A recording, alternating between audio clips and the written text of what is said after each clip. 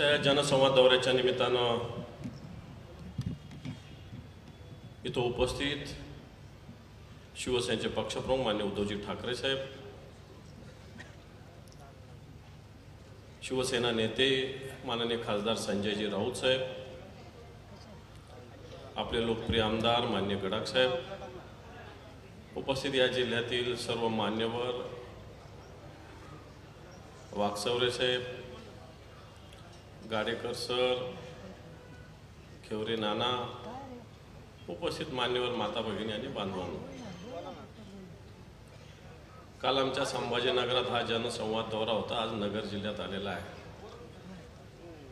संभाजीनगर तर शिवसेनेचा बालेकिल्ला आहेच, परंतु संभाजीनगरपेक्षा सुद्धा 2 पावलं पुढं हा शिर्डी लोकसभा आणि म्हणून निश्चित उद्धवजी ठाकरे साहेबांच्या नेतृत्वाखाली येणाऱ्या काळात महाराष्ट्रात आपली क्रांती होणारच आहे, ठरलेलीच आहे. विधानसभेला क्रांती तर होणार, परंतु जी लोकसभा येणारी याच्यात सुद्धा देशात ज्या पद्धतीनं आज एक लोक याला घ्यायचं त्याला घ्यायचं, ज्यावेळेस माणूस याला त्याला कधी घेत असतो, कधी आपल्या पक्षात ओढण्याचा प्रयत्न करतो की आपली ताकद कमी असते तेव्हा. याचा अर्थ भारतीय जनता पार्टीची ताकद कमी आहे आणि म्हणून वेगवेगळ्या पक्षातून लोक घेऊन भारतीय जनता पार्टी मजबूत करण्याचा प्रयत्न होत आहे. परंतु मला असं वाटतं अशी काही कोणती पार्टी मजबूत होत नाही. येथे पाहिजे जातीचे येड्या गाबाळाचे हे काम नव्हे. आणि त्यामुळे शिवसेनेत जातीचे लोक आहेत, येड्या गाबाळे लोक नाही आहेत. गडाख साहेबासारखे लोक सुद्धा आता शिवसेनेसोबत आहे. आणि म्हणून मला असं वाटतं येणाऱ्या काळात हे जे कोणी शिवसेनेच्या वाटेत आडवे येतात, वाटतं यांना पूर्णपणे आडवे करण्याची क्षमता आपल्यामध्ये आहे.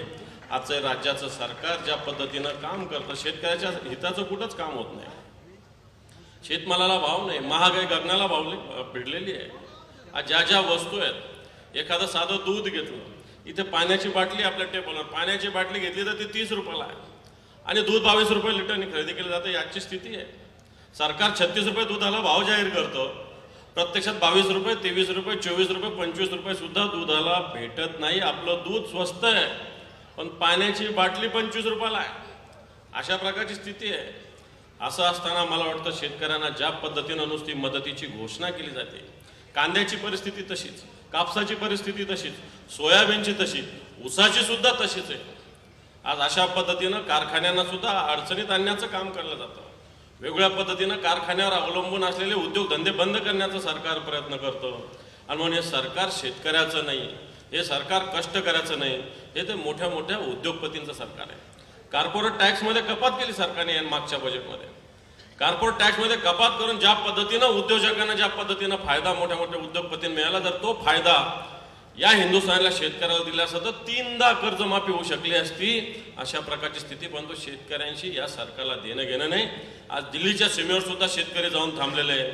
या महाराष्ट्रातला शेतकरी सुद्धा अस्वस्थ आहे आणि म्हणून हा अस्वस्थता येणाऱ्या काळात या भारतीय जनता पार्टीला धडा शिकवून आपण व्यक्त केल्याशिवाय राहून अशा प्रकारचं आव्हान करतो आणि थांबतो. जय हिंद, जय महाराष्ट्र. यानंतर